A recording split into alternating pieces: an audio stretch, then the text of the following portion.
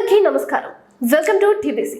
కంచగచ్చిబౌలి భూముల కేసు ఈ రోజు సుప్రీంకోర్టు ముందుకు వచ్చిన విషయం అందరికీ తెలిసిందే.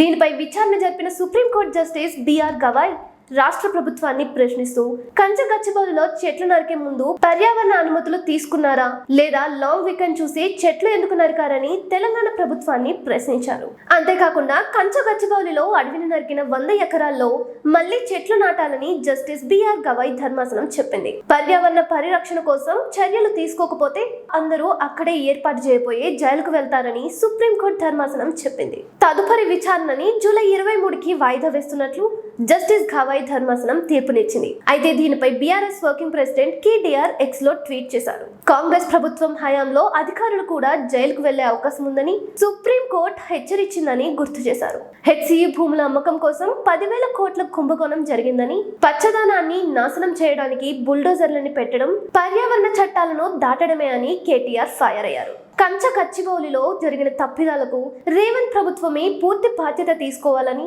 సుప్రీంకోర్టు తీసుకునే చర్యలకు సిద్ధంగా ఉండాలన్నారు. అలాగే రేవంత్ అనాలోచిత పనుల వల్ల పర్యావరణానికి హాని కలిగించే ప్రమాదం ఉందని, కంచగచ్చిబౌలి భూములను పర్యావరణాన్ని రక్షించుకోవాల్సిన బాధ్యత అందరిపై ఉందని కేటీఆర్ ట్వీట్ చేశారు. Thank you.